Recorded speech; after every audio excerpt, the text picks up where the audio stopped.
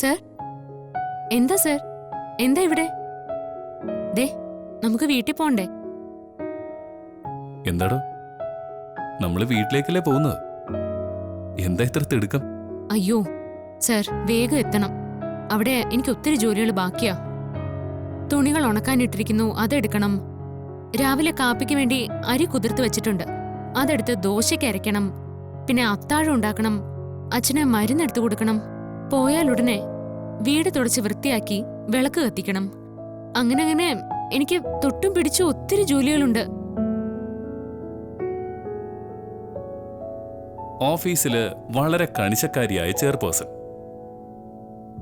വീട്ടിൽ വന്ന സകലമാന ജോലികളും ഒരു വീട്ടുജോലിക്കാരിയെ പോലെ ചെയ്തുകൊണ്ടേയിരിക്കും. അതും കൃത്യതയോടെ, ഒരു മടിയും കൂടാതെ. ഇതൊക്കെ തനിക്ക് എങ്ങനെ സാധിക്കുന്നു? അതിനുത്തരം സാറ്. സാർ എനിക്ക് തരുന്ന ധൈര്യവും പരിഗണനയും കൊണ്ടാ എനിക്ക് ഇങ്ങനെയൊക്കെ ചെയ്യാൻ സാധിച്ചത്. എല്ലാം സാറിന്റെ കാരുണ്യം.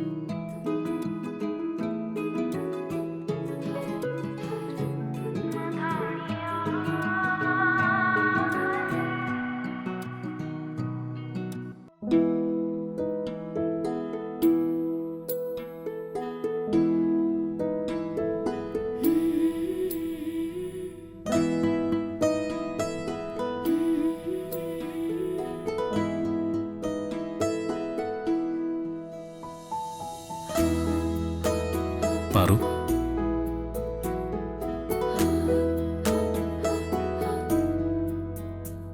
ഞാനൊരു കാര്യം ചോദിച്ചാ പാറു സത്യം പറയോ? സാർ ചോദിച്ചോ? ആ മാനേജർക്ക് പിന്നിൽ ആരോ ഉണ്ടെന്ന് താൻ പറഞ്ഞില്ലേ? അതാരാ? അവൻ കൃത്രിമത്വം കാണിച്ചു എന്ന് ബോധ്യപ്പെട്ടിട്ടും താനെന്താ മാനേജർക്കും അയാൾക്ക് പിന്നിലെ വ്യക്തിക്കും മാപ്പ് കൊടുത്തത്? സത്യങ്ങൾ ഞാൻ എങ്ങനെ സാറിനോട് പറയും? പറയൂ പാർവതി, താൻ എന്തിനാ അവരോട് ക്ഷമിച്ചത്? അത് സർ, ഇവരെല്ലാം ദേവമ്മയുടെ കാലം മുതൽ നമ്മുടെ കമ്പനിയിൽ പ്രവർത്തിക്കുന്നവരാ. ചിലപ്പോ എന്തെങ്കിലും അശ്രദ്ധ കൊണ്ട് അവർക്ക് ചില പിഴവുകളൊക്കെ വന്നേക്കാം. ഇപ്പോ അതിനെ വലുതായി കരുതി അവരെ ശിക്ഷിക്കാൻ പോയാ അവരുടെ കീഴിലുള്ളവർക്ക് അവർക്ക് മേലുള്ള വിശ്വാസം നഷ്ടപ്പെടില്ലേ? ഏതായാലും നമ്മളിപ്പോ അവരുടെ തെറ്റ് കണ്ടുപിടിച്ചല്ലോ. അതുകൊണ്ട് അവർക്ക് ഇനിയൊരു പേടിയുണ്ടാവും.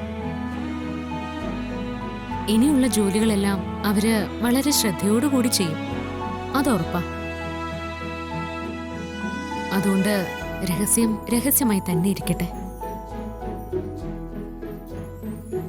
സാർ ഇനി അതേക്കുറിച്ച് ആലോചിച്ച് ടെൻഷൻ ആവണ്ട. അതായത് വിശാല ഹൃദയനായ ആശാൻ അവരോട് ക്ഷമിച്ചിരിക്കുന്നു എന്നല്ലേ?